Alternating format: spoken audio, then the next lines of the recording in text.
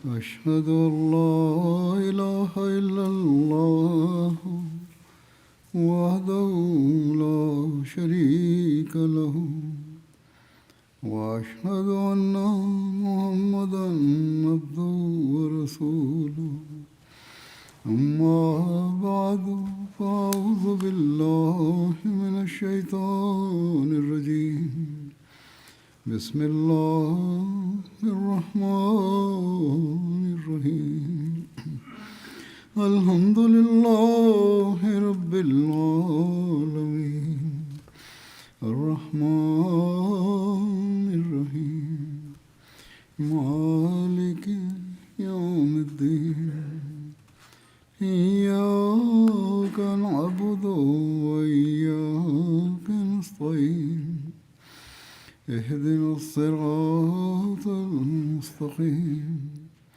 صراط الذين أنعمت عليهم غير المغضوب عليهم ولا الضالين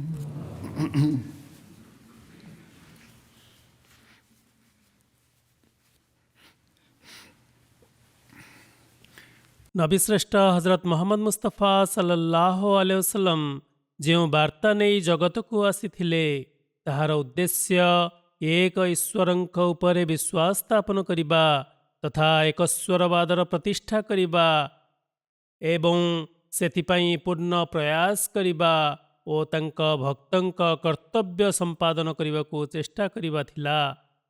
ପୁଣି ଗୋଟିଏ ସମ୍ପ୍ରଦାୟ ହୋଇ ପରସ୍ପର ସହିତ ଭାଇ ଭାଇ ହୋଇ ରହିବା।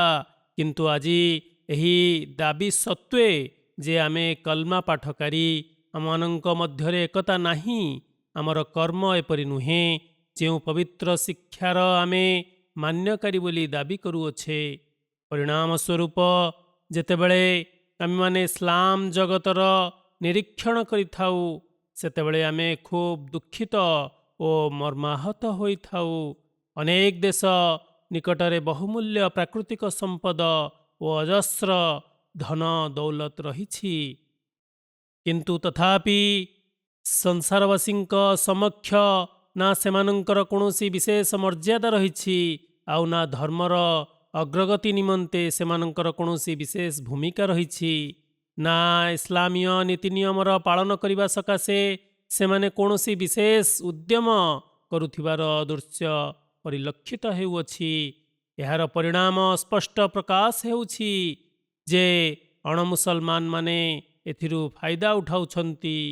ଅତଏବ ମୁସଲମାନ ରାଷ୍ଟ୍ରମାନଙ୍କୁ, ରାଜନୈତିକ ନେତୃବୃନ୍ଦମାନଙ୍କୁ, ସମ୍ରାଟମାନଙ୍କୁ, ଶାସକମାନଙ୍କୁ ଏହା ଆବଶ୍ୟକ ଯେ ସେମାନେ ନିଜର ବ୍ୟକ୍ତିଗତ ସ୍ୱାର୍ଥ ପ୍ରାପ୍ତ ପରିବର୍ତ୍ତେ ବ୍ୟକ୍ତିଗତ ସ୍ୱାର୍ଥ ପ୍ରତି ଗୁରୁତ୍ୱ ଦେବା ପରିବର୍ତ୍ତେ ଏହି ଉଦ୍ୟମ କରନ୍ତୁ ଯେ ଇସଲାମ ଧର୍ମାବଲମ୍ବୀ ହିସାବରେ ଏକ ହେବା ଏବଂ ଏଥି ନିମନ୍ତେ ଭରପୁର ଉଦ୍ୟମ କରିବା।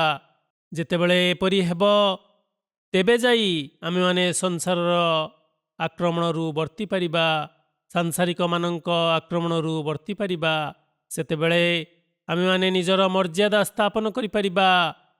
ସେତେବେଳେ ଯାଇ ଆମେମାନେ ଇସଲାମ ବିରୋଧୀ ଶକ୍ତିମାନଙ୍କୁ ପରାସ୍ତ କରିପାରିବା, ସେମାନଙ୍କୁ ଅଟକାଇ ପାରିବା। ଏଥି ନିମନ୍ତେ ଆମମାନଙ୍କୁ ଏକଥା ଉପରେ ଧ୍ୟାନ ଦେବାକୁ ହେବ ଯେ ଆଲ୍ଲାହ ତାଆଲା ସାମ୍ପ୍ରତିକ ଯୁଗରେ ଯେଉଁ ବ୍ୟବସ୍ଥା କରିଛନ୍ତି ସେହି ଐଶୀ ବ୍ୟବସ୍ଥା ସେହି ଯୁଗାବତାରଙ୍କ ଉତ୍ତରାଧିକାରୀମାନଙ୍କ ଅନ୍ତର୍ଗତରେ ଆସିବା, ତାଙ୍କୁ ସ୍ୱୀକାର କରିବା। ଆଲ୍ଲାହ ତାଆଲା ସେହି ବ୍ୟବସ୍ଥାଟି ନିଜ ପ୍ରତିଶ୍ରୁତ ମସିଙ୍କୁ ପ୍ରେରଣ କରିଛନ୍ତି, କାରଣ ସେ ମୁସଲମାନମାନଙ୍କୁ ଏକ ଧର୍ମାବଲମ୍ବୀ କରିବାକୁ ଚାହାନ୍ତି। ଅତଏବ ଆମମାନଙ୍କୁ ଏହି କଥା ଉପରେ ବିଚାର କରିବାକୁ ହେବ। ଯେତେବେଳେ ଆମେମାନେ ଏଥି ସମ୍ପର୍କରେ ଚିନ୍ତା କରିବା, ଅନୁଧ୍ୟାନ କରିବା, ଇସଲାମୀୟ ଜଗତର ଏହି ମୁସଲମାନ ରାଷ୍ଟ୍ରମାନେ ଏକଥା ଚିନ୍ତନ କରିବେ, ତେବେ ଯାଇ ଆମମାନଙ୍କ ବିରୋଧୀମାନେ ଯେଉଁ ସବୁ ଉପଦ୍ରବ ଓ ବିଶୃଙ୍ଖଳା ସୃଷ୍ଟି କରିଛନ୍ତି ଆମକୁ ଭାଙ୍ଗିବାକୁ ଆମ ମଧ୍ୟରେ ଫାଟ ସୃଷ୍ଟି କରିବାକୁ ଚେଷ୍ଟା କରୁଛନ୍ତି ସେଥିରୁ ଆମେ ବର୍ତ୍ତି ପାରିବା। ସେ ଯାହା ହେଉ ଅହମଦୀ ହେବା ହିସାବରେ ଆମମାନଙ୍କର ଏହି କର୍ତ୍ତବ୍ୟ ଯେ ଆମେମାନେ ଦୁଆ କରିବା ଉଚିତ। ଆଲ୍ଲାହ ତାଆଲା ମୁସଲମାନ ଧର୍ମାବଲମ୍ବୀମାନଙ୍କୁ ଏକତ୍ରିତ କରନ୍ତୁ, ସେମାନଙ୍କୁ ସମସ୍ତ ପ୍ରକାର ଉପଦ୍ରବ ଓ ଅତ୍ୟାଚାରରୁ ସୁରକ୍ଷିତ ରଖନ୍ତୁ, ଯହିଁରେ ସେମାନେ ଆଜିକାଲି ପତିତ ହୋଇ ପେଶୀ ହେଉଛନ୍ତି। ସଂସାରର ପରିସ୍ଥିତି ସମ୍ପର୍କରେ ମୁଁ ଦୀର୍ଘକାଳ ଧରି କହି ଆସୁଛି। ପୂର୍ବେ ଏହା ଧାରଣା ଥିଲା ଯେ କେବଳ ୟୁରୋପ ଓ ପାଶ୍ଚାତ୍ୟ ଦେଶମାନେ ସେହି ପରିସ୍ଥିତିର କାରଣ ସାଜିବେ। ସେମାନେ ହୃଦୟଙ୍ଗମ କରୁଛନ୍ତି ଯେ ବଡ଼ ବଡ଼ ରାଷ୍ଟ୍ରମାନେ ଶାନ୍ତି ସ୍ଥାପନ କରିବା ନିମନ୍ତେ ତୁମମାନଙ୍କର ଅଧିକାରକୁ ପରିତ୍ୟାଗ କରିବାକୁ ପଡ଼ିବ ନାହିଁ, ବରଂ ସେମାନେ ତ ସ୍ୱୟଂ ଅନ୍ୟମାନଙ୍କର ଅଧିକାର ଆତ୍ମସାତ କରୁଛନ୍ତି। ସେମାନଙ୍କୁ ଏହା କହିବାକୁ ପଡ଼ିବ ଯେ ତୁମେମାନେ ମଧ୍ୟ ନ୍ୟାୟ ଆଚରଣ କର, ତେବେ ଯାଇ ଆମେମାନେ ସଂସାରରେ ଶାନ୍ତି ସ୍ଥାପନ କରିପାରିବା। ଯେପରିକି ମୁଁ କହିଲି, ଏଥି ନିମନ୍ତେ ମୁଁ ଲୋକମାନଙ୍କୁ ଦୀର୍ଘକାଳ ଧରି ଧ୍ୟାନ ଆକର୍ଷିତ କରି ଆସୁଛି। ସେହି ଲୋକମାନେ ଯେଉଁମାନେ ବର୍ତ୍ତମାନ ମୋ କଥାକୁ ଶୁଣି କହୁଥିଲେ ଯେ ତୁମେମାନେ ସଂସାର ସମ୍ପର୍କରେ ବହୁତ ନୈରାଶ୍ୟପୂର୍ଣ୍ଣ ନକାରାତ୍ମକ ଧାରଣା ପୋଷଣ କରୁଛ, ଆଜି ସେହି ଲୋକମାନେ ହିଁ କହୁଛନ୍ତି ଯେ ପୂର୍ବେ ଆପଣ ଯାହା କହୁଥିଲେ ସେସବୁ ଠିକ୍ ଥିଲା ଓ ଆପଣ ଯେଭଳି କହିଥିଲେ କି ବିଶ୍ୱ ଏକ ଭୟଙ୍କର ଯୁଦ୍ଧରେ ପତିତ ହେବ, ତେବେ ଆଜି ସେହି ପରିସ୍ଥିତି ଉପୁଜି ଯାଇଛି।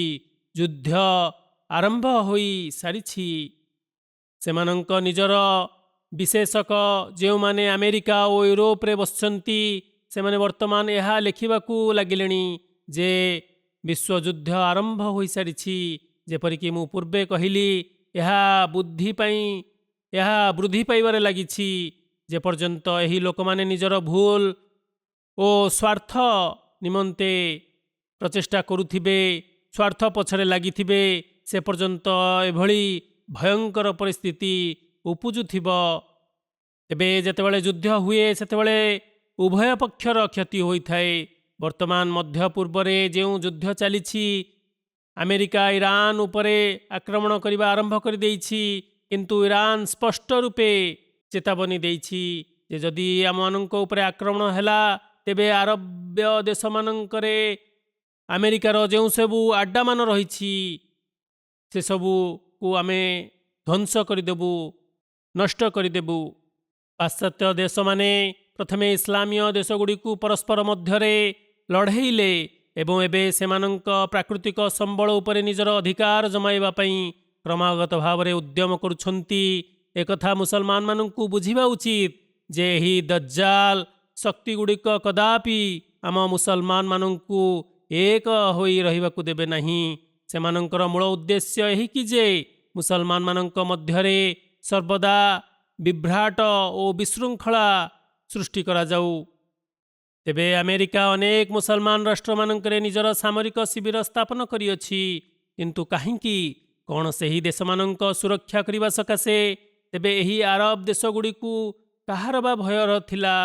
ଦେଖ, ଏହି ମହାଶକ୍ତିଗୁଡ଼ିକ ସ୍ୱୟଂ ଏପରି ଉତ୍କଟ ପରିସ୍ଥିତି ଉପୁଜାଇ ମୁସଲମାନ ରାଷ୍ଟ୍ରଗୁଡ଼ିକ ମଧ୍ୟରେ ଏହି ଭାବନା ଜାତ କରାଇଲେ ଯେ ତୁମେମାନେ ସଙ୍କଟ ଘେରରେ ରହିଛ, ତେଣୁ ସେଥିରୁ ତୁମକୁ ସୁରକ୍ଷିତ ରଖିବା ନିମନ୍ତେ ଏହି ବ୍ୟବସ୍ଥା କରାଯାଉଛି। ମୁସଲମାନମାନଙ୍କୁ ଅସଲରେ ଯାହାର ବିପଦ ରହିଛି ତାହା ବିରୁଦ୍ଧରେ ତ ସେମାନେ କଦାପି ଏହି ସାମରିକ ପ୍ରତିଷ୍ଠାନଗୁଡ଼ିକୁ ଉପଯୋଗ କରିବେ ନାହିଁ। ଆଉ ଇରାନ ଦେଶ ତ ଏହି ପାଶ୍ଚାତ୍ୟ ଦେଶମାନଙ୍କ ଆଖିର କଣ୍ଟା ହୋଇ ରହିଥିଲା। ଇସ୍ରାଏଲ ବିରୋଧରେ ଇରାନର ପଲିସି ଅଧିକ କଠୋର ଥିଲା। ପୁଣି ଅନ୍ୟ ମୁସଲମାନ ରାଷ୍ଟ୍ରମାନଙ୍କ ଆସ୍ଥାଠାରୁ ସେମାନେ ଭିନ୍ନ ଆସ୍ଥା ପୋଷଣ କରୁଥିଲେ। ଏହିସବୁ କାରଣଗୁଡ଼ିକର ସେହି ମହାଶକ୍ତିମାନେ ଫାଇଦା ଉଠାଇଲେ ଏବଂ ସେହି ଅଞ୍ଚଳଗୁଡ଼ିକରେ ନିଜ ଉପସ୍ଥିତିକୁ ସୁନିଶ୍ଚିତ କଲେ। ସେହି ସାମରିକ ଶିବିରମାନ ଯେଉଁ ଆରବ ଦେଶମାନଙ୍କରେ ଆକ୍ରମଣର ଭୟ ରହିଥିଲା, ଆଉ ଏବେ ସେହି ଆକ୍ରମଣ ଦ୍ୱାରା ଆରବ ଦେଶଗୁଡ଼ିକର ଅର୍ଥନୀତି ଓ ଭୂସମ୍ପଦ ଧ୍ୱଂସ ପାଇବାକୁ ବସିଛି। ଏହି ପରିସ୍ଥିତିର ଫାଇଦା ସେହି ମହାଶକ୍ତିଗୁଡ଼ିକୁ ହେଲା ଓ ଆସନ୍ତାରେ ମଧ୍ୟ ହେବ। ଜମାତ ଅହମଦିୟାର ଚତୁର୍ଥ ଖଲିଫା ଇରାକ ଯୁଦ୍ଧ ସମୟରେ କଥା ସ୍ପଷ୍ଟ କରିଦେଇଥିଲେ ଯେ ଏହି ବିଶୃଙ୍ଖଳା ଆସନ୍ତାରେ ଆହୁରି ଘନୀଭୂତ ହେବ। ମୁସଲମାନ ଦେଶଗୁଡ଼ିକ ସେଥିରୁ ଶିକ୍ଷା ହାସଲ କରିଥାନ୍ତେ କି? ବର୍ତ୍ତମାନ ଆପଣମାନେ ନିଜର ସମୀକ୍ଷା କରନ୍ତୁ, କାରଣ ଇରାକ ଯୁଦ୍ଧ ସହିତ ଅନ୍ୟ ମୁସଲମାନ ରାଷ୍ଟ୍ରମାନଙ୍କରେ ମଧ୍ୟ ଅଶାନ୍ତି ପରିବ୍ୟାପ୍ତ କରାଯାଇଛି। ସେମାନଙ୍କ ମଧ୍ୟରେ ଉପଦ୍ରବ ସୃଷ୍ଟି କରାଯାଇଛି। ଏହା ପରେ ଅନ୍ୟ ମୁସଲମାନ ରାଷ୍ଟ୍ରମାନଙ୍କରେ ମଧ୍ୟ ଅହରହ ଅଶାନ୍ତି ଓ ଅରାଜକତା ସୃଷ୍ଟି ହେଉଛି। ଏହାକୁ କେହି ଅସ୍ୱୀକାର କରିପାରିବେ ନାହିଁ। ଆମେମାନେ ଦେଖିଥାଉ ଯେ ମୁସଲମାନ ଜଗତରେ କେତେକ ମୁସଲମାନ ରାଷ୍ଟ୍ରମାନେ ହିଁ ପରସ୍ପର ବିରୁଦ୍ଧରେ ଲଢ଼ୁଛନ୍ତି। ଯେପରିକି ମୁଁ କହିଲି, ଏହି ଅଶାନ୍ତି ଓ ବିଶୃଙ୍ଖଳା ସେହି ପାଶ୍ଚାତ୍ୟ ଶକ୍ତିମାନେ ହିଁ ସୃଷ୍ଟି କରିଛନ୍ତି, ସେହି ମଞ୍ଜି ବୁଣିଛନ୍ତି। ପ୍ରକାଶ୍ୟ ରୂପେ ତାହା ଥମିବାର କୌଣସି ସମ୍ଭାବନା ଦୃଶ୍ୟମାନ ହେଉନାହିଁ, କିନ୍ତୁ ଆଲ୍ଲାହ ତାଆଲା କୌଣସି ବିଶେଷ ବିଧାନ ଯଦି ଥିବ ତେବେ ତାହା ନିଶ୍ଚିତ ରୂପେ ଦୂରୀଭୂତ ହେବ। ସେ ଯାହା ହେଉ, ଏଥି ନିମନ୍ତେ ସେମାନଙ୍କୁ ଉଦ୍ୟମ କରିବାକୁ ପଡ଼ିବ। ଏଥି ନିମନ୍ତେ ଆମମାନଙ୍କୁ ଦୁଆ କରିବାକୁ ପଡ଼ିବ, କାରଣ ଆଲ୍ଲାହ ତାଆଲା ମୁସଲମାନ ଜଗତକୁ ଏହି ଅଶାନ୍ତ ଓ ଅରାଜକତା ଠାରୁ ସୁରକ୍ଷିତ ରଖନ୍ତୁ ଓ ସେମାନେ ପରସ୍ପର ମଧ୍ୟରେ ଭାଇ ଭାଇ ହୋଇ ରୁହନ୍ତୁ। ଏହା ହିଁ ଇସଲାମୀୟ ଶିକ୍ଷା। ତେବେ ଏହି ଅତ୍ୟାଚାର ଯେପରି ଦିନ ପ୍ରତିଦିନ ବଢ଼ି ଚାଲିଛି, ସେଥିରୁ ପ୍ରତୀତ ହେଉଛି ବ୍ୟାପକ ସ୍ତରରେ ବିଶ୍ୱଯୁଦ୍ଧ ହେବ। ବରଂ କେତେକ ପାଶ୍ଚାତ୍ୟ ସମାଲୋଚକ ଏହି ମତ ପ୍ରକାଶ କରିସାରିଲେଣି ଯେ ବିଶ୍ୱଯୁଦ୍ଧ ଆରମ୍ଭ ହୋଇଯାଇଛି। ମୁଁ ବି ଏହା କହୁଅଛି ଯେ ହଁ, ବିଶ୍ୱଯୁଦ୍ଧ ଆରମ୍ଭ ହୋଇଗଲାଣି। କିନ୍ତୁ ଏବେ ବି ଯଦି ମୁସଲମାନମାନେ ବୁଦ୍ଧି ପ୍ରୟୋଗ କରନ୍ତେ, ତେବେ ସେମାନେ ଦଜ୍ଜାଲର ଫିତ୍ନାରୁ ସୁରକ୍ଷିତ ରହିପାରିବେ। ମଧ୍ୟପ୍ରାଚ୍ୟ ଦେଶଗୁଡ଼ିକରେ ଯେଉଁ ଯୁଦ୍ଧ ଚାଲିଛି, ଏମିତି ଦେଖିଲେ ତ ତାହା ଆମେରିକା ଇରାନ ମଧ୍ୟରେ ଚାଲିଛି। ଆମେରିକା ଇରାନ ଉପରେ ଆକ୍ରମଣ କରିବା ଆରମ୍ଭ କରିଛି, କିନ୍ତୁ ଇରାନ ପୂର୍ବରୁ ସଚେତନ କରାଇ ଦେଇଥିଲା ଯେ ଯଦି ଆମ ଉପରେ ଆକ୍ରମଣ ହୁଏ, ତେବେ ଆମେ ଆରବ ଦେଶମାନଙ୍କରେ ଥିବା ଆମେରିକାର ସୈନ୍ୟ ଶିବିର ଉପରେ ଆକ୍ରମଣ କରିବୁ। ଆଉ ଏବେ ଠିକ୍ ସେହିପରି ହିଁ ଘଟୁଛି।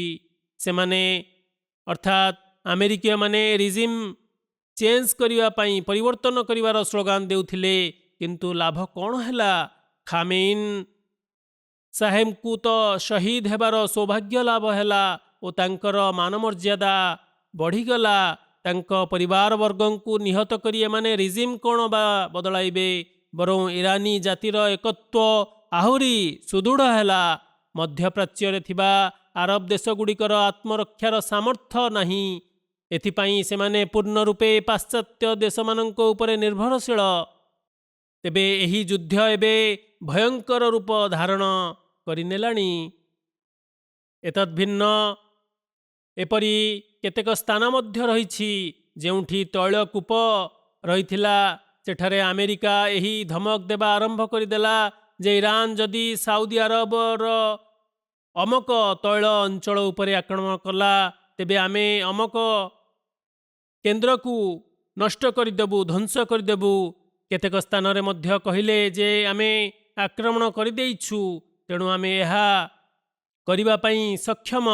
ପ୍ରତି ଉତ୍ତରରେ ଇରାନ ମଧ୍ୟ ସ୍ପଷ୍ଟ କରିଦେଲା ଯେ ନା, ଆମେ ଏପରି ସ୍ଥାନ ଉପରେ ଆକ୍ରମଣ କରିଛୁ, ନା ହିଁ ଆମମାନଙ୍କର ଏପରି କୌଣସି ଉଦ୍ଦେଶ୍ୟ ରହିଛି। ଆମେରିକା ମୁସଲମାନମାନଙ୍କ ମନରେ ମୁସଲମାନ ବିରୁଦ୍ଧରେ ଘୃଣା ସୃଷ୍ଟି କରିବା ନିମନ୍ତେ ଏହି ଜାଲ ବୁଣିଛି। ଯୁଦ୍ଧ ତ ପୂର୍ବରୁ ହିଁ ହେଉଛି। ଏହା କହିବା ଯେ କେବଳ ସେହି ଘୃଣାକୁ ଅତିରିକ୍ତ ବୃଦ୍ଧି କରିବା ଓ ନିଆଁରେ ଘିଅ ଢାଳିବା ପରି ଉଦ୍ୟମ କରିବା ଅଟେ। ଯେପରି ମୁଁ ପୂର୍ବେ କହିସାରିଛି, ଯେପରି ଜଣେ ସାମ୍ବାଦିକ କହିଲେ, ସମ୍ଭବତଃ ଏମାନେ ସ୍ୱୟଂ କ୍ଷତି ପହଞ୍ଚାଇଥିବେ ଓ ଇରାନର ନାମ ଯୋଡ଼ି ଦେଉଥିବେ। ଏଭଳି ପରିସ୍ଥିତିରେ ମୁସଲମାନ ଜଗତକୁ ଖୁବ୍ ଭଲ ଭାବରେ ଚିନ୍ତା କରିବା ଉଚିତ। କିନ୍ତୁ ଆମେ अहमदीମାନେ ମୁସଲମାନମାନଙ୍କ ପ୍ରତି ସମବେଦନା ପୋଷଣ କରିବା ସତ୍ତ୍ୱେ, କାରଣ ଆମେମାନେ ସେମାନଙ୍କୁ ହୁସିଆର କରିବା ବ୍ୟତୀତ ଅନ୍ୟ କିଛି କରିପାରିବା ନାହିଁ।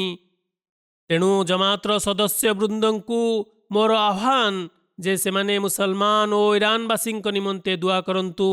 ଆପଣମାନେ ଅନ୍ୟ ଅଣମୁସଲମାନମାନଙ୍କୁ ଏକଥା ବୁଝାଇବାକୁ ଚେଷ୍ଟା କରନ୍ତୁ ଯେ ଯାହା ହେଉଛି ତାହା ସମ୍ପୂର୍ଣ୍ଣ ରୂପେ ଭୁଲ। ମୁସଲମାନ ରାଷ୍ଟ୍ରମାନେ ବର୍ତ୍ତମାନ ବୁଝିଯାଆନ୍ତୁ କି କେବଳ ନିଜର ଦେଶର ସ୍ୱାର୍ଥକୁ ନୁହେଁ ବରଂ ମୁସଲମାନ ଜାତିର ସ୍ୱାର୍ଥକୁ ଦୃଷ୍ଟିରେ ରଖିବାକୁ ହେବ। ମଧ୍ୟ ପୂର୍ବରେ ଯେଉଁ ଆରବ ଦେଶଗୁଡ଼ିକ ରହିଛି ସେମାନଙ୍କ ମଧ୍ୟରୁ କେତେକଙ୍କ ନିକଟରେ ତୈଳ ସମ୍ପଦ ରହିଛି, କିନ୍ତୁ ସେମାନଙ୍କ ନିକଟରେ ନା ତ ଆତ୍ମରକ୍ଷା କରିବାର ସାମର୍ଥ୍ୟ ରହିଛି ନା ସେମାନେ ଏପରି କରିପାରିବେ। କେବଳ ତୈଳ ସମ୍ପଦ ଓ ପର୍ଯ୍ୟଟନର ପ୍ରସାର ଓ ବିକାଶ କରିବା ଦ୍ୱାରା ଉନ୍ନତି ଲାଭ ହୋଇନଥାଏ। ସେମାନଙ୍କର ସମ୍ପୂର୍ଣ୍ଣ ନିର୍ଭରଶୀଳତା ପାଶ୍ଚାତ୍ୟ ଜଗତ ଓ ପାଶ୍ଚାତ୍ୟ ଶକ୍ତି ଉପରେ ହିଁ ରହିଛି। ତେବେ ବର୍ତ୍ତମାନ ଏହି ଯୁଦ୍ଧ ଏକ ଭୟଙ୍କର ରୂପ ଧାରଣ କରିସାରିଛି।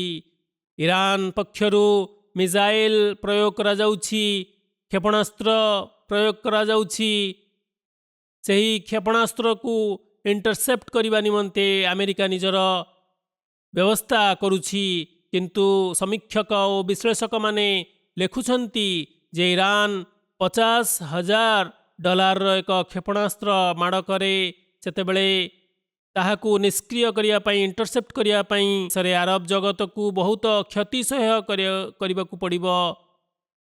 କିନ୍ତୁ ସବୁଠୁ ବେଶୀ କ୍ଷତି ଏହିମାନଙ୍କୁ ହିଁ ସହ୍ୟ କରିବାକୁ ପଡ଼ିବ। ସୁତରାଂ ଆରବମାନଙ୍କୁ ଏକଥା ବୁଝିବା ଉଚିତ। ଆମେରିକା ସଦର ତ ନିଜର ପୂର୍ବବର୍ତ୍ତୀ ସରକାରଙ୍କ ପଲିସି ଉପରେ କାର୍ଯ୍ୟକାରୀ କରୁଛି। ଏହା ତାଙ୍କର ଆଜିର ପଲିସି ନୁହେଁ, ବରଂ ଦୀର୍ଘକାଳରୁ ପ୍ରସ୍ତୁତ କରାଯାଇଥିବା ପଲିସି। ସେ ଯେଉଁ ସ୍ଥାନକୁ ଇଚ୍ଛା ତାହାକୁ ନିଜ ଅଧୀନ କରି ତାହାର ପ୍ରାକୃତିକ ସମ୍ବଳକୁ ହାତେଇ ନେଉଛନ୍ତି, ଆଉ ତାହାର କିଛି ବି କାରଣ ଦର୍ଶାଇ ଦେଉଛନ୍ତି ଯେ ଏଥିଯୋଗୁଁ ଆମେ ଏମାନଙ୍କୁ ନିଜ ଅଧିକାରଭୁକ୍ତ କଲୁ। ପୁନଶ୍ଚ ଯେଉଁ ଦେଶମାନଙ୍କ ସାଥିରେ ସାମିଲ ହୁଏ ନାହିଁ, ସେମାନଙ୍କ ସହିତ ସାମିଲ ହୁଅନ୍ତି ନାହିଁ, ତାହାକୁ ଏମାନେ ଅର୍ଥାତ୍ ଆମେରିକୀୟମାନେ ନିଜ ବଳ ଓ କ୍ଷମତା ଦେଖାଇଥାନ୍ତି। ୟୁରୋପିଆନ ପାର୍ଲାମେଣ୍ଟରେ ସେମାନଙ୍କର ଜଣେ ସ୍ପେନିଶ ମହିଳା ସଦସ୍ୟା ବେଶ ଦାମ୍ଭିକତା ଓ ମୁକ୍ତ କଣ୍ଠରେ ନିଜ ମତବ୍ୟକ୍ତ କଲେ ଯେ ଆମେରିକାର କୌଣସି ଯୁଦ୍ଧରେ ମହିଳାମାନଙ୍କୁ ସ୍ୱାଧୀନତା ଲାଭ ହୋଇନାହିଁ। ଯେହେତୁ ସେ ଜଣେ ମହିଳା ନେତ୍ରୀ ଥିଲେ, ତେଣୁ ମହିଳାମାନଙ୍କ ପ୍ରସଙ୍ଗ ଉତ୍ଥାପିତ କଲେ। କାରଣ କୁହାଯାଉଛି ଯେ ଆମେରିକାର ଯେଉଁ ଦାବି ରହିଛି ଯେ ଆମେ ଇରାନ ଦେଶର ମହିଳାମାନଙ୍କ ସ୍ୱାଧୀନତା ସକାଶେ ଏହି ଯୁଦ୍ଧ ଲଢ଼ୁଅଛୁ, କିନ୍ତୁ ନା ସେମାନେ ମହିଳାମାନଙ୍କୁ ସ୍ୱାଧୀନ କରିବାରେ ସଫଳ ହୋଇଛନ୍ତି ନା ଏହା ସେମାନଙ୍କର ଲକ୍ଷ୍ୟ। ଯେଉଁ ସ୍ଥଳେ ନ୍ୟାୟ ଆଚରଣ ହୋଇ ନଥାଏ ସେଠାରେ ଧ୍ୱଂସର କରାଳ ବିଭୀଷିକା ହିଁ ଦେଖିବାକୁ ମିଳିଥାଏ। ଏହି ମହାଶକ୍ତିମାନେ ସହସ୍ର ପିଲା ଓ ନିରୀହ ଲୋକମାନଙ୍କୁ ମାରିଦେଲେ। ଏହା କି ପ୍ରକାର ଯୁଦ୍ଧ ଯେଉଁଥିରେ ସ୍କୁଲ ପିଲାମାନଙ୍କ ଉପରେ ବୋମାବର୍ଷଣ କରାଯାଉଛି ଓ କେହି ହେଲେ ବି ଏ ବିଷୟରେ ତାଙ୍କୁ ପ୍ରଶ୍ନ କରୁନାହାନ୍ତି। ଆରବ ଓ ଇସଲାମୀୟ ରାଷ୍ଟ୍ରମାନେ ଏକଥାକୁ ବୁଝୁନାହାନ୍ତି। ଜୋର ଜବରଦସ୍ତ ଯୁଦ୍ଧ କରିବା ଓ ଦଜ୍ଜାଲି ଯୋଜନା ଦ୍ୱାରା ସେମାନଙ୍କୁ ଏପରି ଏକ ସ୍ଥାନରେ ଫସାଇ ଦିଆଯାଇଛି ଯେଉଁଠି ଆମେମାନେ ନିଜର ଏକ ମୁସଲମାନ ରାଷ୍ଟ୍ର ସହିତ ଯୁଦ୍ଧ କରିବାକୁ ବାଧ୍ୟ। ମୁସଲମାନମାନଙ୍କୁ ମୁସଲମାନମାନଙ୍କ ସହିତ କଳହ କରାଯାଉଛି, ଲଢ଼ାଯାଉଛି। ସେ ଯାହା ହେଉ ବର୍ତ୍ତମାନ ରୁଷିଆ ଓ ଚୀନ ମଧ୍ୟ ନିଜର ବ୍ଲକ ତିଆରି କରୁଛନ୍ତି। ଏକଥା ସ୍ପଷ୍ଟ ଯେ ବର୍ତ୍ତମାନ ଯେଉଁ ବ୍ଲକ ତିଆରି ହୋଇଛି ବା ହେଉଛି ତାହା ଭବିଷ୍ୟତରେ ମଧ୍ୟ ତିଆରି ହେବ କିମ୍ବା ସେମାନଙ୍କ ମଧ୍ୟରେ ବ୍ୟାପକତା ସୃଷ୍ଟି ହେବ ଓ ଅତିରିକ୍ତ ଭାବରେ ବ୍ଲକ ସଂଖ୍ୟା ବୃଦ୍ଧି ପାଇବ ଓ ଦୃଢ଼ୀଭୂତ ହେବ। ଇସଲାମୀୟ ଜଗତ ବର୍ତ୍ତମାନ ରଣକ୍ଷେତ୍ର ପାଲଟିଛି, କାରଣ ସେମାନଙ୍କ ପାଖରେ ଏପରି ସାଧନ ତଥା ସମ୍ବଳ ମହଜୁଦ ରହିଛି ଯେ ସେହି ସମ୍ବଳ ଉପରେ ଏହି ଲୋକମାନେ କବ୍ଜା କରିବାକୁ ଚାହୁଁଛନ୍ତି। ଏପରି ହୁଅନ୍ତା କି ମୁସଲମାନ ଏକଥା ବୁଝନ୍ତେ ଓ ନିଜର ବୁଦ୍ଧି ପ୍ରୟୋଗ କରନ୍ତେ। ବର୍ତ୍ତମାନ ତ ସ୍ୱୟଂ ସେମାନଙ୍କର ଅର୍ଥାତ୍ ପାଶ୍ଚାତ୍ୟ ବିଶ୍ଳେଷକମାନେ ଏକଥା କହିବା ଆରମ୍ଭ କରିଦେଲେଣି ଯେ ଇରାନକୁ ଧ୍ୱଂସ କରିବା ଏତେ ସହଜ କଥା ନୁହେଁ ଯେମିତିକି ଏମାନେ ଭାବୁଛନ୍ତି। ଇରାନ ଏକ ବ୍ୟାପକ ଅଞ୍ଚଳରେ ପରିବ୍ୟାପ୍ତ ରାଷ୍ଟ୍ର। ଇରାନ ପାଖରେ କିଛି ନା କିଛି ଶକ୍ତି ଅବଶ୍ୟ ରହିଛି ଯଦ୍ୱାରା କି ଏହି ଯୁଦ୍ଧ ଦୀର୍ଘ ଦିନ ହେଲା ଜାରି ରହିଛି। ଏହାର କ୍ଷତି ସମଗ୍ର ସଂସାରର ଅର୍ଥନୀତି ଉପରେ ପଡ଼ିବ, କିନ୍ତୁ ମୁସଲମାନ ଜଗତ ଉପରେ ଏହାର ପ୍ରଭାବ ବେଶ ଅଧିକ ପଡ଼ିବ। ଏହାଠାରୁ ବି ଅଧିକ ଦୁଃଖ ଓ ପରିତାପର ବିଷୟ ଏହିକି ଯେ ଏହି ଯୁଦ୍ଧରେ ମୁସଲମାନ ହିଁ ମୁସଲମାନର ରକ୍ତପାତ କରୁଛି। ସେ ଯାହା ହେଉ ମୁସଲମାନମାନଙ୍କୁ ଆଲ୍ଲାହ ତାଆଲାଙ୍କ ଶାସ୍ତି ଠାରୁ ଡରିବା ଉଚିତ। ଶତାଧିକ ଛୋଟ ପିଲାମାନଙ୍କୁ ଓ ନରନାରୀଙ୍କୁ ମାରି ଦିଆଯାଇଛି। ଯଦି ପାଶ୍ଚାତ୍ୟ ଦେଶ ଆଡ଼କୁ ଲକ୍ଷ୍ୟ କରାଯାଏ ତେବେ ସେଠାକାର ସ୍ତମ୍ଭକାରମାନେ ଲେଖିଛନ୍ତି ଯେ ଯଦି ଇସ୍ରାଏଲ ଓ ଆମେରିକାରେ କିମ୍ବା କୌଣସି ପାଶ୍ଚାତ୍ୟ ଦେଶରେ ଆକ୍ରମଣ ହୁଏ ଓ ଆମର କିଛି ଲୋକ ପ୍ରାଣ ହରାନ୍ତି ତେବେ ଖବରକାଗଜରେ ସ୍ତମ୍ଭକାରମାନେ ସ୍ତମ୍ଭ ଲେଖିବା ଆରମ୍ଭ କରିଦିଅନ୍ତି ଓ ଅନେକ ଦିନ ପର୍ଯ୍ୟନ୍ତ ଖବରକାଗଜରେ ଏହା ଜାରି ରହିଥାଏ। କିନ୍ତୁ ଏଠାରେ ଗୋଟିଏ ବିଦ୍ୟାଳୟ ଉପରେ ବୋମା ବର୍ଷଣ କରି ଶତାଧିକ ଛାତ୍ରଛାତ୍ରୀଙ୍କୁ ମାରି ଦିଆଗଲା, କିନ୍ତୁ ସେଥିପାଇଁ କେହି କିଛି ହେଲେ ବି କହିଲେ ନାହିଁ। ପ୍ରଥମେ ପାଲେଷ୍ଟାଇନର ଏହି ଅବସ୍ଥା ଅର୍ଥାତ୍ ଦୁର୍ଦ୍ଦଶା ହେଲା, ବର୍ତ୍ତମାନ ଇରାନ ବିରୁଦ୍ଧରେ ଏମାନେ ସେହିପରି କାର୍ଯ୍ୟାନୁଷ୍ଠାନ ଗ୍ରହଣ କରିଚାଲିଛନ୍ତି। ଏପରି ପ୍ରତୀତ ହେଉଛି ଯେପରି ସେମାନଙ୍କ ନିକଟରେ ମୁସଲମାନମାନଙ୍କ ପ୍ରାଣର କୌଣସି ମୂଲ୍ୟ ହିଁ ନାହିଁ। ଦେଖ, ଇସଲାମ ଏକଶ୍ୱରବାଦର ସ୍ଥାପନ କରିବାକୁ ଆସିଥିଲା ଓ ଏହି ଉଦ୍ଦେଶ୍ୟ ପ୍ରାପ୍ତି ନିମନ୍ତେ ମୁସଲମାନ ରାଷ୍ଟ୍ରଗୁଡ଼ିକୁ ଉଦ୍ୟମ କରିବା ଉଚିତ ଓ ଏଥିପାଇଁ ଏକ ହେବା ଉଚିତ। ଏହି ମହାଶକ୍ତି ଗୁଡ଼ିକୁ ନିଜର ଈଶ୍ୱର ମନେ କରନ୍ତୁ ନାହିଁ, ନିଜର ତତ୍ତ୍ୱାବଧାରକ, ନିଜର ରକ୍ଷକ ମନେ କରନ୍ତୁ ନାହିଁ। ନଚେତ୍ ସେହି ଦେଶଗୁଡ଼ିକ ଗୋଟିକ ପରେ ଗୋଟିଏ ସମସ୍ତେ ଇସଲାମୀୟ ଦେଶ ଓ ସେମାନଙ୍କ ପ୍ରାକୃତିକ ସମ୍ପଦକୁ ଅଧିକାର କରିନେବେ। ପବିତ୍ର କୁରାନ ମୁସଲମାନମାନଙ୍କୁ ସ୍ପଷ୍ଟ ନିର୍ଦ୍ଦେଶ ଦେଇଛି ଯେ ଯଦି ବିଶ୍ୱାସକାରୀଙ୍କର ଦୁଇଟି ଦଳ ଆପସରେ ସଂଘର୍ଷ କରନ୍ତି, ସେମାନଙ୍କ ମଧ୍ୟରେ ମତଭେଦ ହୋଇଯାଏ ଓ ଲଢ଼ି ପଡ଼ନ୍ତି, ତେବେ ସେମାନଙ୍କ ମଧ୍ୟରେ ସନ୍ଧି କରାଅ। ଆଉ ସନ୍ଧି ସ୍ଥାପନ ହେବା ପରେ ଯଦି କୌଣସି ଦଳ ଅନ୍ୟ ଉପରେ ଚଢ଼ାଉ କରେ, ଆକ୍ରମଣ କରେ, ତେବେ ସଭିଏଁ ମିଳିତ ଭାବରେ ତାହା ଉପରେ ଚଢ଼ାଉ କରିଦିଅ ଓ ତାହା ବିରୁଦ୍ଧରେ ଯୁଦ୍ଧ କର, ଏପରିକି ସେ ଆଲ୍ଲାହଙ୍କ ଆଦେଶ ଆଡ଼କୁ ଫେରିଆସିବ। ପୁଣି ଯେବେ ସେ ଅର୍ଥାତ୍ ଉତ୍ପାତ ଭିଆଉଥିବା ଦଳ ଆଲ୍ଲାହଙ୍କ ଆଦେଶ ପ୍ରତି ଢଳିଯିବ, ସେତେବେଳେ ସେହି ଲୋକମାନଙ୍କ ସହିତ ନ୍ୟାୟପୂର୍ବକ ସନ୍ଧି କରିଦିଅ। ତେବେ ମୁସଲମାନମାନଙ୍କ ପରସ୍ପର ମଧ୍ୟରେ ଯେଉଁ ମତଭେଦ ରହିଛି, ଦ୍ୱନ୍ଦ୍ୱ ରହିଛି, ତାହା ଏହି କାରଣରୁ ଅର୍ଥାତ୍ ଧର୍ମମତ ଯୋଗୁଁ ରହିଛି। କିନ୍ତୁ ହୁଜୁର ସല്ലଲ୍ଲାହୁ ଆଲୈହି ወሰଲ୍ଲମ ତ ଏତେ ସତର୍କତା ଅବଲମ୍ବନ କରୁଥିଲେ, ଦୟା ପ୍ରଦର୍ଶନ କରୁଥିଲେ ଯେ ସାହାବାମାନେ ହୁଜୁର ସଲ୍ଲଲ୍ଲାହୁଙ୍କ ସମ୍ମୁଖରେ ଉପସ୍ଥିତ ହେଲେ ଓ କହିଲେ, ହେ ଆଲ୍ଲାହଙ୍କ ବାର୍ତ୍ତାବହ, ଅମକ ବ୍ୟକ୍ତି କପଟ ବିଶ୍ୱାସୀ। ତେବେ ପ୍ରତି ଉତ୍ତରରେ ହୁଜୁର ସଲ୍ଲଲ୍ଲାହୁ ଆଲୈହି वसल्लम କହିଲେ, ହେ ମୁସଲମାନମାନେ, ଯେପର୍ଯ୍ୟନ୍ତ ଜଣେ ବ୍ୟକ୍ତି ଲା ଇଲାହା ଇଲ୍ଲାଲ୍ଲାହ କହିଥାଏ ସେ ପର୍ଯ୍ୟନ୍ତ ମୁଁ ସେହି ବ୍ୟକ୍ତିକୁ କିଛି ବି କହିପାରିବି ନାହିଁ। ତେଣୁ ହେ ମୁସଲମାନମାନେ, ତୁମେମାନେ ମଧ୍ୟ ସେହି ବ୍ୟକ୍ତିକୁ କପଟ ବିଶ୍ୱାସୀ କୁହ ନାହିଁ, ଯିଏକି ନିଜକୁ ମୁସଲମାନ ହେବାର ଦାବି କରିଥାଏ, ନିଜକୁ ମୁସଲମାନ ବୋଲି କହିଥାଏ। ଏହା ସେହି ଆଦେଶ ଯାହାକି ସଂସାରରେ ଶାନ୍ତି ପ୍ରତିଷ୍ଠା ନିମନ୍ତେ ଜରୁରୀ ଓ ମୁସଲମାନମାନଙ୍କ ସକାଶେ ତ ଏହା ଅତି ଗୁରୁତ୍ୱପୂର୍ଣ୍ଣ। ଦେଖ, ଐଶ୍ୱର୍ଯ୍ୟମୟ ଆଲ୍ଲାହ ପବିତ୍ର କୁରାନରେ ହିଁ ଉପଦେଶ ଦେଇଛନ୍ତି ଯେ ସନ୍ଧି କରିବା ସମୟରେ ନିଜ ବ୍ୟକ୍ତିଗତ ସ୍ୱାର୍ଥକୁ ପୃଥକ ରଖ, ବରଂ ମୂଳ ସମସ୍ୟାର ସମାଧାନ ଅର୍ଥାତ୍ ନିଷ୍ପତ୍ତି କରିବା ଉଚିତ। ଯଦିଚ ଚୀନ ଓ ଅନ୍ୟ କେତେକ ରାଷ୍ଟ୍ର ସନ୍ଧି କରିବାର ପ୍ରସ୍ତାବ ଦେଉଛନ୍ତି, ତେବେ ଇରାନ ସହିତ ଆରବ ଦେଶଗୁଡ଼ିକୁ ଏଥିପ୍ରତି ଧ୍ୟାନ ଦେବା ଉଚିତ। ମୁସଲମାନ ରାଷ୍ଟ୍ରମାନେ ଏହି କଥାକୁ ବୁଝିବା ଉଚିତ। ସେମାନେ ଏକଥାକୁ ବୁଝନ୍ତେ କି ଆଲ୍ଲାହ ତାଆଲା ସେମାନଙ୍କୁ ସଦ୍ବୁଦ୍ଧି ପ୍ରଦାନ କରନ୍ତୁ। ସେ ଯାହା ହେଉ, ଆମର କାର୍ଯ୍ୟ ଏହିକି ଯେ ଆମେମାନେ ବିଶେଷ ଭାବରେ ମୁସଲମାନ ଓ ନିରୀହ ଲୋକମାନଙ୍କ ପାଇଁ ଦୁଆ କରିବା। ରମଜାନର ଏହି ପବିତ୍ର ମାସରେ ନିଜ ପାଇଁ ଦୁଆ କରିବା ପରିବର୍ତ୍ତେ ମୁସଲମାନ ସମ୍ପ୍ରଦାୟ ପାଇଁ ଦୁଆ କରିବା। ଆଲ୍ଲାହ ତାଆଲା ସେମାନଙ୍କୁ ସଦ୍ବୁଦ୍ଧି ପ୍ରଦାନ କରନ୍ତୁ ଯେ ଜଗତରେ ଓ ବିଶେଷ କରି ମୁସଲମାନ ରାଷ୍ଟ୍ରଗୁଡ଼ିକରେ ଶାନ୍ତି ଓ ନିରାପତ୍ତା ସ୍ଥାପନ ହେଉ। ଜଣେ ମୁସଲମାନ ଅନ୍ୟ ମୁସଲମାନ ଭାଇର ରକ୍ତପାତ କରୁଅଛି।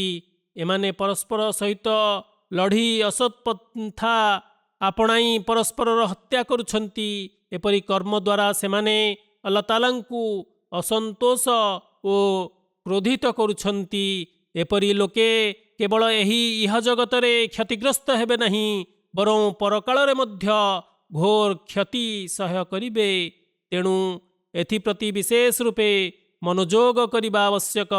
ଆଲ୍ଲାହ ତାଆଲା ଆମମାନଙ୍କୁ ପ୍ରକୃତ ପକ୍ଷେ ଦୁଆ କରିବାର ଶକ୍ତି ପ୍ରଦାନ କରନ୍ତୁ। ଆମିନ।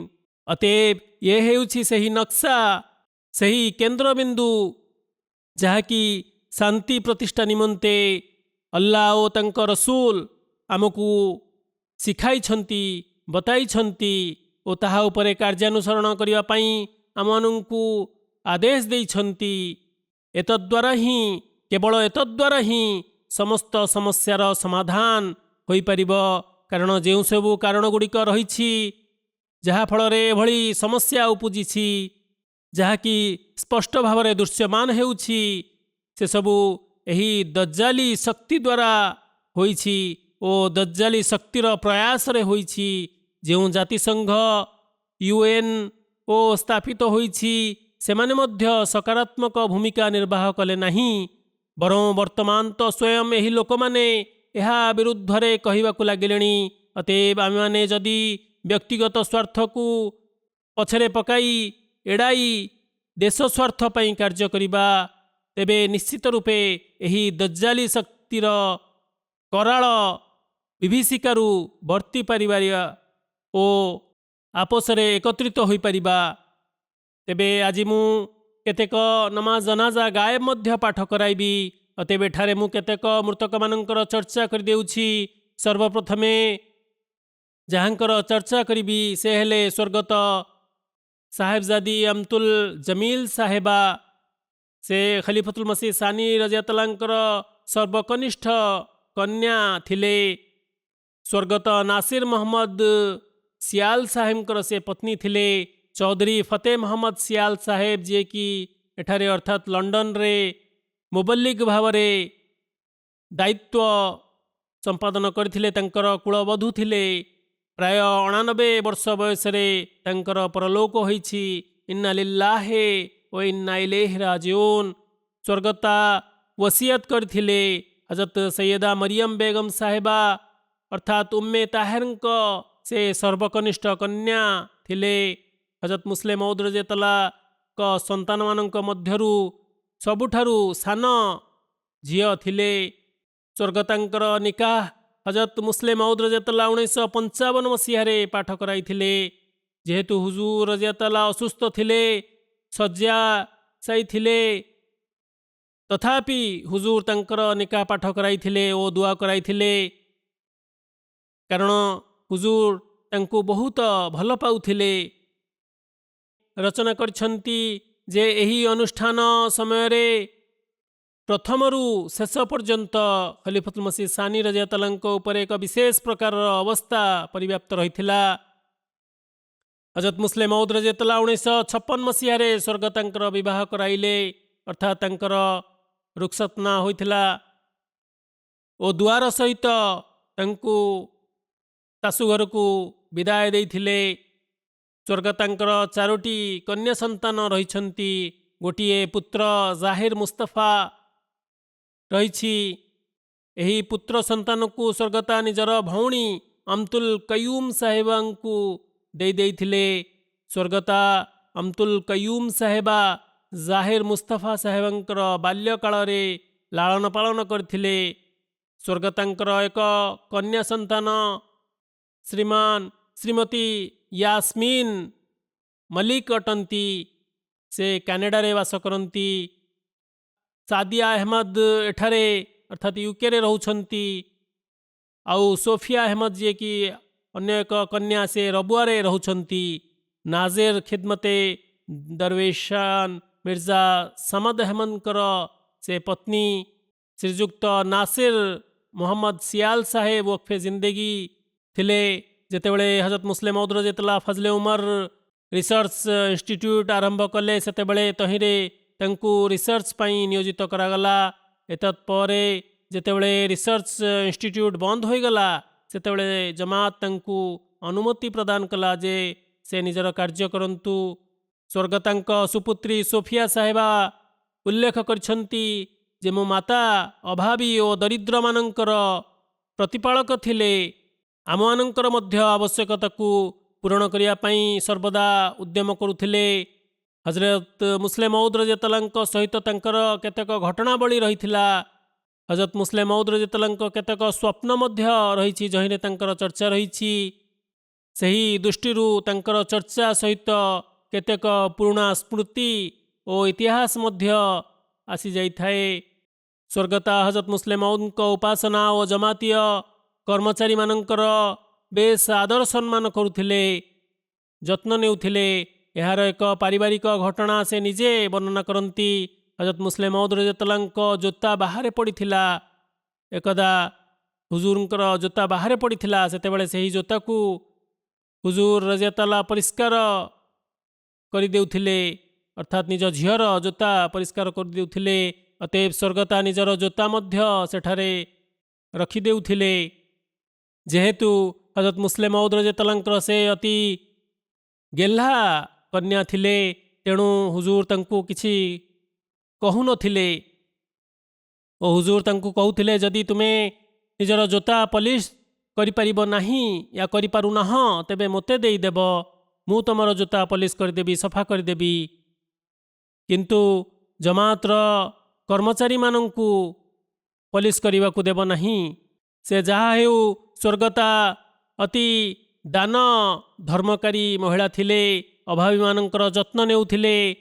ସେ କୁହନ୍ତି, ମୋ ମାତା ପୁସ୍ତକ ମଧ୍ୟରୁ ପୁରୁଣା ଖାତା ଯେତେବେଳେ ବାହାର କରନ୍ତି, ସେତେବେଳେ ଅଭାବୀ ଓ ଦରିଦ୍ର ବ୍ୟକ୍ତିମାନଙ୍କ ସାହାଯ୍ୟ ସକାଶେ ଯେଉଁ ଅର୍ଥ ବ୍ୟୟ ହୋଇଥିଲା, ତାହାର ହିସାବ ସେହି ପୁରୁଣା ଖାତାରେ ଲେଖା ହୋଇଥିଲା। ସେହି ଅର୍ଥ ମାତାଶ୍ରୀ ନିୟମିତ ରୂପେ ଅଭାବୀମାନଙ୍କୁ ଦେଉଥିଲେ। ଯେତେବେଳେ ତାଙ୍କୁ 7 ବର୍ଷ ବୟସ ହୋଇଥିଲା, ସେତେବେଳେ ତାଙ୍କ ମାତା ଅର୍ଥାତ୍ ହଜରତ ମରିୟମ ସାହେବାଙ୍କର ଅକାଳ ବିୟୋଗ ହୋଇଥିଲା।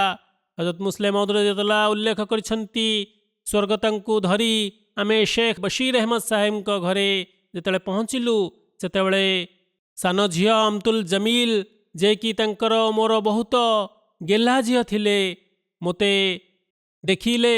ସେ କହିଲେ, ହେ ମା, ଚିତ୍କାର କରିବାକୁ ଲାଗିଲେ, କାନ୍ଦିବାକୁ ଲାଗିଲେ ମାଙ୍କ ଶବ ଦେଖି। ଯେହେତୁ ସେ ଅତି ଗେହ୍ଲି ଝିଅ ଥିଲେ, ତେଣୁ ହଜରତ ମୁସଲିମ ମଉଦ ରଜିୟତୁଲ୍ଲାହ କୁହନ୍ତି, ମୁଁ ତାକୁ ଅର୍ଥାତ୍ ଅମତୁଲ ଜମିଲକୁ କହିଲି ଜମ୍ମି। ସ୍ନେହରେ ଆଦରରେ ହୁଜୁର ତାଙ୍କୁ ଜମ୍ମି ବୋଲି ସମ୍ବୋଧନ କରନ୍ତି। କୁହନ୍ତି, ତୁମ ମାତାଶ୍ରୀ ଆଲ୍ଲାହ ତାଆଲାଙ୍କ ଘରକୁ ଚାଲିଯାଇଛନ୍ତି, ସେଠାରେ ତାଙ୍କୁ ଅଧିକ ଆରାମ ମିଳିବ ଏବଂ ଆଲ୍ଲାହ ତାଆଲା ମଧ୍ୟ ଏହି ଇଚ୍ଛା ଥିଲା, ଆଲ୍ଲାହ ତାଆଲାଙ୍କର ମଧ୍ୟ ଏହା ଇଚ୍ଛା ଥିଲା, ତେଣୁ ସେ ସେଠାକୁ ଚାଲିଯାଇଛନ୍ତି। ଦେଖ, ରସୁଲୁଲ୍ଲାହ ସല്ലଲ୍ଲାହୁ ଆଲୈହି ወሰଲ୍ଲମ ମୃତ୍ୟୁବରଣ କରିଥିଲେ। ତୁମର ଦାଦା ହଜରତ ମସିହ ମଉଦ ଆଲୈହିସ୍ସଲାତୁ ୱସ୍ସଲାମ ମଧ୍ୟ ମୃତ୍ୟୁବରଣ କଲେ। କ'ଣ ତୁମ ମାତା ଏମାନଙ୍କ ଠାରୁ ବଡ଼ ଥିଲେ? ଏଭଳି ହୁଜୁର ତାଙ୍କୁ ବୁଝାସୁଝା କରିଥିଲେ ତାଙ୍କ ମାତାଙ୍କ ବିୟୋଗ ସମୟରେ। ହଜରତ ମୁସଲିମ ମଉଦ ରଜିୟତୁଲ୍ଲାହ କୁହନ୍ତି, ମୋ ଈଶ୍ୱରଙ୍କ ଛତ୍ରଛାୟା ଏହି କନ୍ୟା ଉପରେ ମୁହୂର୍ତ୍ତକ ପାଇଁ ମଧ୍ୟ ପୃଥକ ନ ହେଉ। ମୋର ଏହି ବାକ୍ୟ ପରେ ସେ ଅର୍ଥାତ୍ ଅମତୁଲ ଜମିଲ ମା ପାଇଁ ଆଜି ପର୍ଯ୍ୟନ୍ତ କୌଣସି ରୋଦନ ବା ବିଳାପ କରିନାହିଁ। ସେ ମୋର ଏହି ବାକ୍ୟକୁ ଶୁଣିବା ମାତ୍ରେ କେବଳ ଯେ ନୀରବ ହୋଇଗଲା ତା ନୁହେଁ, ବରଂ ପରବର୍ତ୍ତୀ ଦିନ ଜନାଜା ସମୟରେ ଯେତେବେଳେ ତାର ବଡ଼ ଭଉଣୀ ମର୍ମାହତ ହେବା ଯୋଗୁଁ ଚିତ୍କାର କରି ଚେତାଶୂନ୍ୟ ହୋଇପଡ଼ିଲା, ସେତେବେଳେ ମୋର ସାନ ଝିଅ ଅର୍ଥାତ୍ ଅମ୍ତୁଲ ଜମିଲ ମରିୟମ ସିଦ୍ଦିକା ସାହେବଙ୍କ ପାଖକୁ ଯାଇ କହିବାକୁ ଲାଗିଲେ, ଅପା ମରିୟମ ସିଦ୍ଦିକା ସାହେବାଙ୍କୁ ପିଲାମାନେ ଅପା ବୋଲି କହିକି ଡାକନ୍ତି, ସମ୍ବୋଧନ କରନ୍ତି ଯେ ଅପା କେତେ ପାଗଳ। ପିତା ଅର୍ଥାତ୍ ହୁଜୁର ହଜରତ ମୁସଲିମ ମଉଦ୍ ରଦିୟଲ୍ଲାହୁ କୁହନ୍ତି, ମାତାଙ୍କର ବିୟୋଗରେ ଆଲ୍ଲାହ ତାଆଲାଙ୍କର ଇଚ୍ଛା ରହିଛି, ତେଣୁକରି ଆମେ ଏଥିରେ କାନ୍ଦିବା କାହିଁକି? ହଜରତ ମୁସଲିମ ମଉଦ୍ ରଦିୟଲ୍ଲାହୁ କୁହନ୍ତି, ହେ ମୋର ପାଳନକର୍ତ୍ତା, ହେ ମୋର ପ୍ରଭୁ, ଯାହାର ସାନ ଝିଅ ତୁମ୍ଭ ପ୍ରସନ୍ନତା ସକାଶେ ନିଜ ମାର ମୃତ୍ୟୁ ଉପରେ ଦୁଃଖ ପ୍ରକାଶ କଲା ନାହିଁ, କ'ଣ ତୁମ୍ଭେ ସେହି ଝିଅକୁ ପରକାଳରେ ପ୍ରତ୍ୟେକ ପ୍ରକାର ଦୁଃଖ କଷ୍ଟରୁ ସୁରକ୍ଷିତ ରଖିବ ନାହିଁ? ପୁନଶ୍ଚ ହୁଜୁର ରଜିୟତାଲ୍ଲାହ ହଜରତ ମରିୟମ ସାହେବା ହଜରତ ଉମ୍ମେ ତାହେର ସାହେବାଙ୍କ ନିମନ୍ତେ ଦୁଆ କଲେ, ହେ ମୋର ଅଶେଷ ଦୟାବାନ ପ୍ରଭୁ, ତୁମ୍ଭ ଠାରୁ ଏପରି ଆଶା ପୋଷଣ କରିବା ଭକ୍ତମାନଙ୍କର ଅଧିକାର। ଏହି ଆଶା ତଥା ଭରସାକୁ ପୂରଣ କରିବା ତୁମ୍ଭର କର୍ତ୍ତବ୍ୟ। ସେ ଯାହା ହେଉ, ଚାନ୍ଦା ଦେବାରେ ଅମ୍ତୁଲ ଜମିଲ ସାହେବା ଅତି ନିୟମାନୁବର୍ତ୍ତୀ ଥିଲେ। ନିଜ ହିସାବ କିତାବ ପରିଷ୍କାର ରଖୁଥିଲେ। ପଡ଼ୋଶୀମାନଙ୍କର ଘରେ ଯଦି କାହାର ମୃତ୍ୟୁ ଘଟୁଥିଲା, ତେବେ ସେମାନଙ୍କ ଘରକୁ ଆହାର ନେଇ ଯାଉଥିଲେ, ସର୍ବଦା ଯାଞ୍ଚ କରୁଥିଲେ, ତାଙ୍କ ସହିତ ସମ୍ପର୍କ ରଖୁଥିଲେ। ସେମାନଙ୍କୁ କହୁଥିଲେ, ହେ ଲୋକମାନେ, ତୁମେମାନେ ମୋ ପାଇଁ ଦୁଆ କର, କାରଣ ଆଲ୍ଲାହ ତାଆଲା ମୋର ପରିଣାମ ଭଲ କରନ୍ତୁ। ସ୍ୱର୍ଗତାଙ୍କର ନାତୁଣୀ କୁହନ୍ତି, ମୋ ଆଈ ନମାଜ ସମୟଠାରୁ ବହୁ ପୂର୍ବେ ପ୍ରସ୍ତୁତ ଆରମ୍ଭ କରିଦିଅନ୍ତି ଓ ଅତ୍ୟନ୍ତ ଉତ୍କଣ୍ଠାର ସହିତ ବ୍ୟାକୁଳତାର ସହିତ ଦୀର୍ଘ ସମୟ ପର୍ଯ୍ୟନ୍ତ ଦୁଆ କରିବାରେ, ନମାଜ ପାଠ କରିବାରେ ନିମଜ୍ଜିତ ରୁହନ୍ତି। ହଜରତ ହାଦି ଅଲି ସାହେବ ଉଲ୍ଲେଖ କରିଛନ୍ତି, ଯେପରିକି ମୁଁ କହିଲି, ସ୍ୱର୍ଗତାଙ୍କ ସହିତ କେତେକ ପୁରୁଣା ସ୍ମୃତି ରହିଛି, ଘଟଣାବଳୀ ରହିଛି ହଜରତ ମୁସଲିମ ମଉଦ୍ ରଜିୟଲ୍ଲାହୁଙ୍କର ଓ ହୁଜୁରଙ୍କର ସ୍ୱପ୍ନରେ ମଧ୍ୟ, ବର୍ଣ୍ଣନାରେ ମଧ୍ୟ ସେ ସାମିଲ ରହିଛନ୍ତି। ସେ ଯାହା ହେଉ, ହଜରତ ହାଦି ଅଲି ସାହେବ ଉଲ୍ଲେଖ କରିଛନ୍ତି, ଏକଦା ମୁଁ ହଜରତ ମୁସଲିମ ମଉଦ୍ ରଜିୟଲ୍ଲାହୁଙ୍କ ସହିତ କାରରେ ଯାତ୍ରା କରୁଥିଲି। ହୁଜୁରଙ୍କ ସହିତ ପଛ ସିଟ୍ରେ ମୁଁ ବସିଥିଲି। ମୁଁ ଦେଖିଲି ଯେ ହଜରତ ମୁସଲିମ ମଉଦ୍ ରଜିୟଲ୍ଲାହୁ ବାରମ୍ବାର ଆଙ୍ଗୁଠିରେ କିଛି ତସ୍ବି ଗଣୁଛନ୍ତି। ମୁଁ ପଚାରିଲି, ଅର୍ଥାତ୍ ଅମ୍ତୁଲ ଜମିଲ ସାହେବା ପଚାରିଲେ, ହେ ମୋର ପିତା, ଆପଣ ଏ ଆଙ୍ଗୁଠିରେ କ'ଣ କରୁଛନ୍ତି? ହୁଜୁର କହିଲେ, ମୁଁ ବିଶ୍ୱର ସମସ୍ତ ରାଷ୍ଟ୍ରମାନଙ୍କରେ ନିଜର ମୁବଲ୍ଲିଗମାନଙ୍କର ସଂଖ୍ୟା ଗଣନା କରୁଥିଲି। ମୋତେ ସମଗ୍ର ବିଶ୍ୱରେ ଅନ୍ୟୁନ ଏତେ ଲକ୍ଷ ମୁବଲ୍ଲିଗମାନଙ୍କର ଆବଶ୍ୟକତା ରହିଛି। ତେବେ ଯାଇ ଆମେମାନେ ପ୍ରକୃତ ଇସଲାମ ଧର୍ମ ସହିତ ଲୋକମାନଙ୍କୁ ଅବଗତ କରାଇ ପାରିବୁ। ଅତଏବ ହଜରତ ମୁସଲିମ ମଉଦ୍ ରଜିୟଲ୍ଲାହୁଙ୍କର ଏହି ଆକାଂକ୍ଷା ରହିଥିଲା। ସ୍ୱର୍ଗତାଙ୍କର ଓ ହଜରତ ମୁସଲିମ ମଉଦ୍ଙ୍କର କେତେକ ବର୍ଣ୍ଣନା ଏଥି ସଂକ୍ରାନ୍ତରେ ଉଲ୍ଲେଖ ରହିଛି। ହଜରତ ମୁସଲିମ ମଉଦ୍ ରଜିୟଲ୍ଲାହୁଙ୍କର ଆଉ ଏକ ସ୍ୱପ୍ନ ମଧ୍ୟ ରହିଛି। ଯେହେତୁ ହୁଜୁର ରଜିୟଲ୍ଲାହୁଙ୍କ ସ୍ୱପ୍ନରେ ଆଙ୍କର ମଧ୍ୟ ଚର୍ଚ୍ଚା ରହିଛି, ତେଣୁ ସେହି ସ୍ୱପ୍ନଟି, ଯାହାକି ହୁଜୁର ଜୁନ୍ 1948 ମସିହାରେ ଦେଖିଥିଲେ। ହୁଜୁର ରଜିୟଲ୍ଲାହୁ କୁହନ୍ତି, ମୁଁ ଜୁନ୍ ମାସରେ ସିନ୍ଧ ଅନ୍ତର୍ଗତ ନାସରାବାଦ ଠାରେ ଥିଲି। ସେଠାରେ ମୁଁ ଦେଖିଲି ଯେ ଏକ ମିନାରା ରହିଛି। ସେହି ମିନାରାଟି ଅତି ଉଚ୍ଚ ଓ ଧବଳ ରଙ୍ଗର। ସେହି ମିନାରା କାଦିଆନର ମିନାରା ପରି। ମିନାରାର ତଳ ମହଲରେ ଯେଉଁ ବାଲକୁନି କବାଟ ପାଖରେ ମୋ କନ୍ୟା ଅମ୍ତୁଲ ଜମିଲ ବସିଥିଲେ। ଅତ୍ୟନ୍ତ ନିରାଡ଼ମ୍ବର ଭାବରେ ସେ ବାଲକୁନି କାନ୍ଥ ବାହାରକୁ ଥିବା ଘେରା ବାରଣ୍ଡା ତଳକୁ ଗୋଡ଼ ଓହଳାଇ ବସିଥିଲେ। ଠିକ୍ ସେତିକିବେଳେ ମୋର ଦୃଷ୍ଟି ମିନାରା ଉପରେ ପଡ଼ିଲା। ମୁଁ ଦେଖିଲି ଯେ ମିନାରାର ସବୁଠୁ ଉପର ମହଲାର କବାଟରେ ଏକ ବଡ଼ ସାପ, ଯାହାକି ଅନେକ ଗଜ ଲମ୍ବା ଅଟେ ଓ ଖୁବ୍ ମୋଟା ମଧ୍ୟ ଅଟେ, ସେହି ସାପଟି ସବୁଜ ରଙ୍ଗର। ସେ ମୁଣ୍ଡ ବାହାର କରି ତଳ ମହଲା ଆଡ଼କୁ ଆସୁଛି। ଏପର୍ଯ୍ୟନ୍ତ କି ସବୁଠୁ ତଳ ମହଲାରୁ ଉପର ମହଲାକୁ ପହଞ୍ଚି ଯାଇଛି। ସେତେବେଳେ ମୋ ମନରେ, ଅର୍ଥାତ୍ ହଜରତ ମୁସଲିମ ମଉଦ୍ ରଜିୟଲ୍ଲାହୁ କୁହନ୍ତି, ମୋ ମନରେ ଏହି ଧାରଣା ଜାତ ହେଲା ଯେ ଆରେ ଅମ୍ତୁଲ ଜମିଲ ତ କବାଟ ପାଖରେ ବସିଛି, ଏପରି ନ ହେଉ କି ସାପଟି ତାଙ୍କୁ କାମୁଡ଼ି ଦେଉ। ତତ୍ସହିତ ମୁଁ ଡରୁଛି ଯେ ମୋ କନ୍ୟା ସେଠାରୁ ଟିକିଏ ବି ଏପଟ ସେପଟ ହେଲେ ତଳେ ପଡ଼ିଯିବ ଓ ଆହତ ହେବ। ତେବେ ମୁଁ ଅତ୍ୟନ୍ତ ନମ୍ରତା ଓ ସବିନୟ ପୂର୍ବକ ଆଲ୍ଲାହ ତାଆଲାଙ୍କ ସମ୍ମୁଖରେ ଦୁଆ କରିବା ଆରମ୍ଭ କରିଦେଲି ଯେ ଆଲ୍ଲାହୁମ୍ମା ଆଇଜ ଇଲା ୱଲିଲ ଜମାତିଲ ଅହମଦିୟା ୱଲି ଗୁରବାଇହା, ଅର୍ଥାତ୍ ହେ ମୋର ଆଲ୍ଲାହ, ତାକୁ ଅର୍ଥାତ୍ ମୋ କନ୍ୟାକୁ ମୋ ସକାଶେ ଜମାତ ଅହମଦିୟା ସକାଶେ ତାର ଦରିଦ୍ରମାନଙ୍କ ସକାଶେ ସେହି ବିପତ୍ତିରୁ ମୁକ୍ତି ପ୍ରଦାନ କର। ହଜରତ ମୁସଲିମ ମଉଦ ରଜିୟଲ୍ଲାହୁ ଉଲ୍ଲେଖ କରିଛନ୍ତି ଯେ ଆରବୀ ଭାଷାରେ ଗୋରବା ଅର୍ଥ ଯାତ୍ରୀ ଓ ଉର୍ଦ୍ଦୁ ଭାଷାରେ ଗୁରୁବାର ଅର୍ଥ ଅଭାବୀ। ଉର୍ଦ୍ଦୁ ଭାଷାରେ ଗୁରୁବା ଅର୍ଥ ଅଭାବୀ ଓ ଦରିଦ୍ର। ଆଲ୍ଲାହ ତାଆଲା ହିଁ ସର୍ବଜ୍ଞ ଅନ୍ତର୍ଯାମୀ। ଏଠାରେ ଉର୍ଦ୍ଦୁ ପ୍ରବାଦ ବ୍ୟବହୃତ ହୋଇଛି ବା ଆରବୀ ଶବ୍ଦ ବ୍ୟବହୃତ ହୋଇଛି। ତହିଁରେ କେତେକ ଯାତ୍ରୀମାନଙ୍କ ଆଡ଼କୁ ଇଙ୍ଗିତ କରାଯାଇଛି ଯେ ଯାହା ହେଉ ମୁଁ ଏହି ଦୁଆ କଲି ଓ ମୁଁ ଦେଖିଲି ଯେ ଅମ୍ତୁଲ ଜମିଲ ସ୍ୱୟଂ ବିପଦ ଅନୁଭବ କରି ବାଲକୁନି ଠାରୁ ଘୁଞ୍ଚିବା ଆରମ୍ଭ କଲା ଓ ଘୁଞ୍ଚି ଘୁଞ୍ଚି ଅନେକ ଗଜ ଦୂରକୁ ହଟିଗଲେ। ଠିକ୍ ସେତିକିବେଳେ ସାପ ସେହି କବାଟ ପାଖରୁ ଓହ୍ଲାଇ ଜମିଲ ମୁହାଁ ହେଲା, କିନ୍ତୁ ଯେହେତୁ ସେ ଟିକିଏ ଦୂରରେ ଥିଲେ ତେଣୁ ତାର ପିଛା କଲା ନାହିଁ, ବରଂ ଭୂମି ଆଡ଼କୁ ଓହ୍ଲାଇବା ଆରମ୍ଭ କଲା। ହୁଜୁର ରଜିୟଲ୍ଲାହୁ କୁହନ୍ତି, ଏହି ସ୍ୱପ୍ନ ପ୍ରକାଶ୍ୟ ରୂପେ ମୋ କନ୍ୟା ନିମନ୍ତେ ଅତ୍ୟନ୍ତ କଲ୍ୟାଣମୟ ଥିଲା।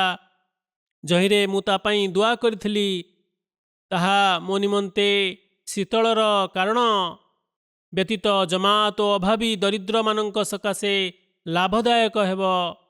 ୱଲ୍ଲାହୁ ଆଲମୁ।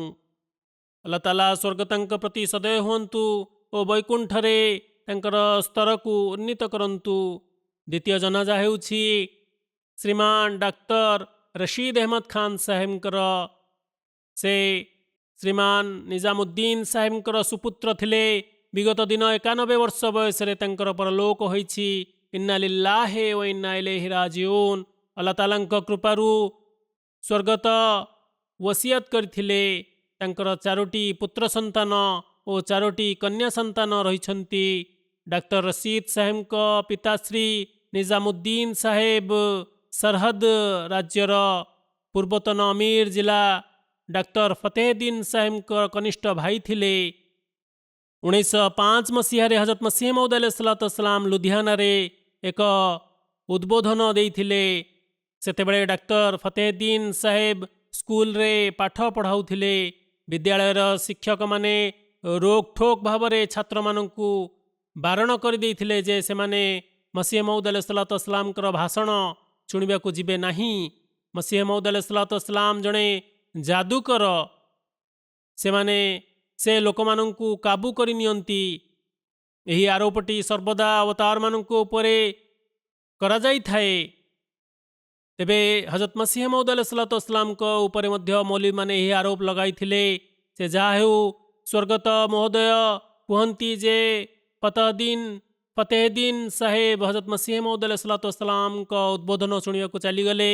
ହଜରତ ମସିହ ମଉଦ ଆଲୈହିସ୍ସଲାମଙ୍କ ମୁଖମଣ୍ଡଳ ଦେଖି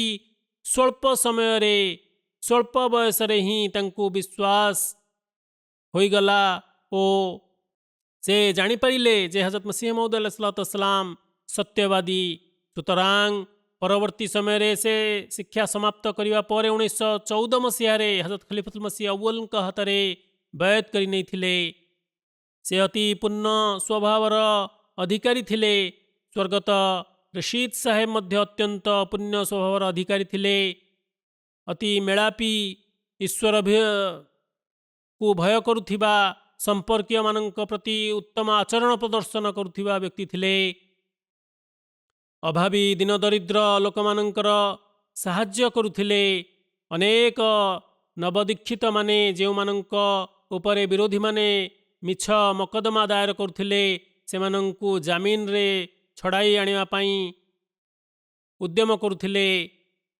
ସେ ଫୁରକାନ ଫୋର୍ସରେ ମଧ୍ୟ ସାମିଲ ଥିଲେ। हजरत खलीफतुल मसीह सानी रज़ियल्लाहु वक्फे जदीद अधीन विभिन्न अंचल मुबल्लिग माननकु प्रेरण करथिले। आंकु मध्य ସେହି ଦାୟିତ୍ୱରୁ ବାଦ୍ ଦିଆଯାଇ ନଥିଲା। ସେହି ସେବାର ସୌଭାଗ୍ୟ ଆଙ୍କୁ ମଧ୍ୟ ମିଳିଥିଲା। ସ୍ୱର୍ଗତଙ୍କୁ ତବଲିଗ କରିବାର ବହୁତ ସଉକ ଥିଲା, ସ୍ପୃହା ଥିଲା। ତାଙ୍କର ଜଣେ ବନ୍ଧୁ ଯାହାଙ୍କ ନାମ ଦୌଲତ ଖାନ ସାହେବ ତାହାଙ୍କୁ ତବଲିଗ କରି ବୟତ କରାଇଥିଲେ। ଫଳତଃ ସ୍ୱର୍ଗତଙ୍କ ଉପରେ ଓ ବନ୍ଧୁ ଦୌଲତ ଖାନ ସାହେବଙ୍କ ଉଭୟଙ୍କ ଉପରେ ମକଦ୍ଦମା କରାଗଲା ଓ ଉଭୟଙ୍କୁ ଗିରଫ କରି ନିଆଗଲା। ଜାମିନ ଆବେଦନ ପାଇଁ କେହି ବି ସାମ୍ନାକୁ ଆସିଲେ ନାହିଁ। ତେବେ ରଶିଦ ସାହେବ ସ୍ୱୟଂ ନିଜର ଜ୍ୱାଇଁଙ୍କୁ ଧରି ସେଠାକୁ ଗଲେ। ସେଠାରେ ମୌଲବୀମାନଙ୍କର 5000 ଭିଡ଼ ଲାଗି ରହିଥିଲା। ସେଠାରେ ମୌଲବୀ ଓ ତାଙ୍କର ସମର୍ଥକମାନେ ଟେକାପଥର ଫିଙ୍ଗିବା ଆରମ୍ଭ କରିଦେଲେ। ସ୍ୱର୍ଗତଙ୍କ ଜ୍ୱାଇଁଙ୍କ ମୁଣ୍ଡରେ ବାଜି ପଥର ବାଜିବା ଫଳରେ ସେ ଆଘାତ ପ୍ରାପ୍ତ ହୋଇଥିଲେ। ଆଘାତ ତାଙ୍କୁ ଲାଗିଥିଲା ଓ ତାଙ୍କୁ ଧରି ଲୋକମାନେ ମାଡ଼ ମଧ୍ୟ ମାରିଥିଲେ। ସେ ଯାହା ହେଉ ଏପରି ସେ ଶାହାଦତ ମଧ୍ୟ ପ୍ରାପ୍ତ କରିଥିଲେ। ଏପରିକି ପୋଲିସ ମଧ୍ୟ ସେହି ଶବକୁ ଗୋଇଠା ମାରିଥିଲା। ସେ ଯାହା ହେଉ ସ୍ୱର୍ଗତଙ୍କୁ ଓ ସ୍ୱର୍ଗତଙ୍କ ଜ୍ୱାଇଁଙ୍କୁ ମାଡ଼ ମରାଯାଇଥିଲା। ବିରୋଧୀମାନେ ସ୍ୱର୍ଗତଙ୍କ ଶରୀର ପ୍ରାୟ ସମସ୍ତ ହାଡ଼ ଭାଙ୍ଗି ଦେଇଥିଲେ। ସ୍ୱର୍ଗତଙ୍କୁ ବହୁତ ଆଘାତ ଲାଗିଥିଲା, ଯାହାର ଚିହ୍ନ ଏବେ ସୁଦ୍ଧା ରହିଥିଲା। ତାଙ୍କ ଚେହେରାରେ ମଧ୍ୟ ଏକ ଚିହ୍ନ ଥିଲା ଓ ସେହି ଆଘାତ ଯୋଗୁଁ ତାଙ୍କ କାନ୍ଧ ମୋଡ଼ି ହୋଇଯାଉଥିଲା। ଆଲ୍ଲାହ ତାଆଲା ଅଣଏହମଦୀମାନେ ତାଙ୍କୁ ଯେଉଁ ମାଡ଼ ମାରିଥିଲେ, ଦରମଲା କରିଦେଇଥିଲେ ଓ ଦରମଲା କରି ଛାଡ଼ି ଦେଇଥିଲେ ଯେ ସେ ମରିଯାଇଛନ୍ତି ବୋଲି। ପରବର୍ତ୍ତୀ ସମୟରେ ପୋଲିସ ତାଙ୍କର ଶବକୁ ଧରି ବ୍ୟବଚ୍ଛେଦ ପାଇଁ ଡାକ୍ତରଖାନା ଯାଇଥିଲା। ଯେତେବେଳେ କି ସ୍ୱର୍ଗତ ଡାକ୍ତରଖାନା ପାଖରେ ପହଞ୍ଚିଲେ, ସେତେବେଳେ ତାଙ୍କୁ ପୋଲିସକୁ ସେ କହିଲେ ଯେ ଆଜ୍ଞା, ମୁଁ ଜୀବିତ ଅଛି, ମୋତେ ଅମକ ସ୍ଥାନରେ ପହଞ୍ଚାଇ ଦିଅନ୍ତୁ। ସେ ଯାହା ହେଉ ଡାକ୍ତରମାନେ ତାଙ୍କୁ ଦେଖିଲେ, ସେମାନେ ଆଶ୍ଚର୍ଯ୍ୟଚକିତ ହୋଇଗଲେ ଯେ ଏଭଳି ମର୍ମାନ୍ତକ ଆକ୍ରମଣରୁ ସେ କିଭଳି ବର୍ତ୍ତିଗଲେ। ତାପରେ ସେ 30 ବର୍ଷରୁ ଉର୍ଦ୍ଧ୍ୱକାଳ ପର୍ଯ୍ୟନ୍ତ ଜୀବିତ ରହିଥିଲେ ଓ ଆକ୍ଟିଭ ରହିଥିଲେ।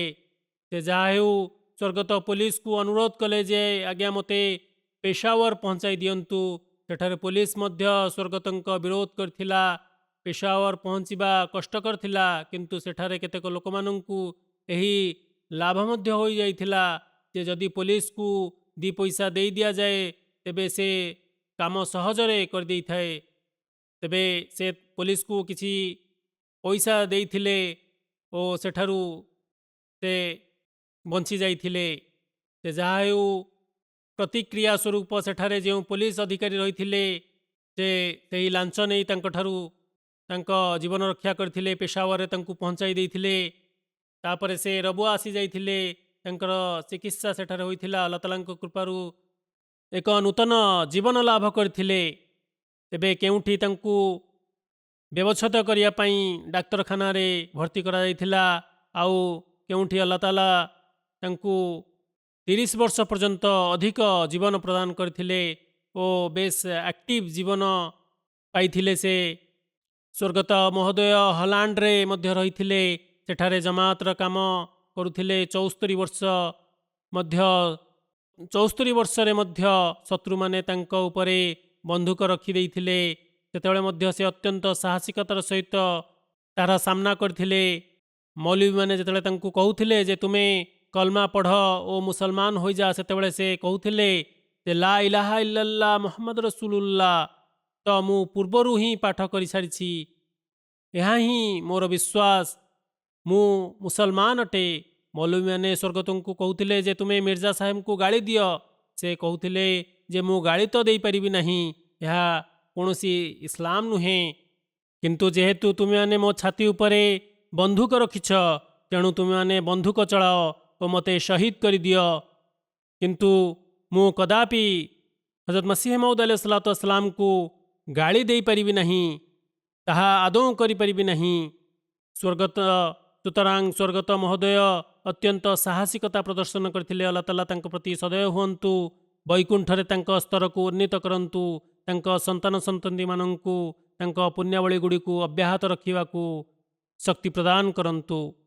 ତୃତୀୟ ଜନାଜା ହେଉଛି ଜଣେ ମହିଳାଙ୍କର, ଶ୍ରୀମତୀ ସ୍ୱର୍ଗତା ଜୈନବ ବିବି ସାହେବା। ସେ କର୍ତ୍ତାରପୁର ଜିଲ୍ଲାର ପୂର୍ବତନ ସଦର ତଥା ଇମାମ ମସଜିଦ ଚକ୍ 275ର ଶ୍ରୀଯୁକ୍ତ ବଶୀର ଅହମଦ ସାହେବଙ୍କର ପତ୍ନୀ ଥିଲେ। ବିଗତ ଦିନରେ 85 ବର୍ଷ ବୟସରେ ତାଙ୍କର ବିୟୋଗ ଘଟିଛି। ଇନ୍ନା ଲିଲ୍ଲାହି ଓ ଇନ୍ନା ଇଲୈହି ରାଜିଉନ୍। ଆଲ୍ଲାହ ତାଆଲାଙ୍କ କୃପାରୁ ସେ ଓସିୟତ କରିଥିଲେ। ତାଙ୍କର ପିତା ଅଲି ମହମ୍ମଦ ସାହେବ ଫୈସଲାବାଦ ସ୍ଥିତ ଦାରୁଲ ଜିକର ମସଜିଦର ସେବକ ଥିଲେ। ସ୍ୱର୍ଗତା ଅତ୍ୟନ୍ତ ଦୁଆକାରିଣୀ, ତହଜୁଦ ପ୍ରିୟା, ନିୟମିତ ରୂପେ ନମାଜ ପାଠକାରୀ ମହିଳା ଥିଲେ। ନିୟମିତ ରୂପେ ପବିତ୍ର କୁରାନର ତିଲାୱତ ମଧ୍ୟ କରୁଥିଲେ। ଅତିଥି ସତ୍କାରୀ, ଖିଲାଫତ ସହିତ ନିବିଡ଼ ସମ୍ପର୍କ, ବିଶ୍ୱାସ ଓ ପୁଣ୍ୟବାନ ସ୍ୱଭାବର ମହିଳା ଥିଲେ। ଅଭାବୀ ଓ ଦରିଦ୍ରମାନଙ୍କର ସାହାଯ୍ୟ କରିବା ତାଙ୍କର ବିଶେଷ ଗୁଣ ଥିଲା। ସେ ନିୟମିତ ରୂପେ ଖୁତବା ଜୁମ୍ମା ଶୁଣୁଥିଲେ ଓ ନିଜ ପରିବାରବର୍ଗଙ୍କୁ ମଧ୍ୟ ଶୁଣାଉଥିଲେ। ଶୋକସନ୍ତପ୍ତ ପରିବାରବର୍ଗଙ୍କ ମଧ୍ୟରେ 3ଟି ପୁତ୍ର ସନ୍ତାନ ଓ 4ଟି କନ୍ୟା ସନ୍ତାନ ରହିଛନ୍ତି। ସ୍ୱର୍ଗତାଙ୍କର ଅନେକ ନାତି ନାତୁଣୀ ୱକ୍ଫେ ଜିନ୍ଦଗୀ ଅଛନ୍ତି। ତାଙ୍କର ସୁପୁତ୍ରୀ ଅମତୁର ରଶିଦ ସାହେବା, ଯିଏକି ତାହେର ଅହମଦ ସୈଫି ମୁବଲିକ ସିଲସିଲାଙ୍କର ପତ୍ନୀ ଅଟନ୍ତି। ତାହେର ଅହମଦ ସୈଫି ସାହେବ ଜାମିଆ ଅହମଦିଆ ଜିମ୍ବାୱେର ମୁବଲିକ ସିଲସିଲା ଅଟନ୍ତି। ଆଜିକାଲି ଲୋସାକାଠାରେ ସେ ସେବା ସମ୍ପାଦନ କରୁଛନ୍ତି। ସେଠାରେ ରହିବା ଯୋଗୁଁ ସେ ନିଜ ମାତାଙ୍କ ଅନ୍ତ୍ୟେଷ୍ଟିକ୍ରିୟାରେ ମଧ୍ୟ ସାମିଲ ହୋଇପାରିଲେ ନାହିଁ। ନିଜ ମାତାଙ୍କ ଶେଷ ଦର୍ଶନ ମଧ୍ୟ କରିପାରିଲେ ନାହିଁ। ଆଲ୍ଲାହ ତାଆଲା ସ୍ୱର୍ଗତଙ୍କ ପ୍ରତି ସଦୟ ହୁଅନ୍ତୁ ଓ ବୈକୁଣ୍ଠରେ ତାଙ୍କ ସ୍ତରକୁ ଉନ୍ନୀତ କରନ୍ତୁ। ସେହିପରି ଆଲ୍ଲାହ ତାଆଲା ତାଙ୍କ ପରିଜନମାନଙ୍କୁ, ସନ୍ତାନ ସନ୍ତତିମାନଙ୍କୁ ଧୈର୍ଯ୍ୟ ଓ ସାହସ ପ୍ରଦାନ କରନ୍ତୁ।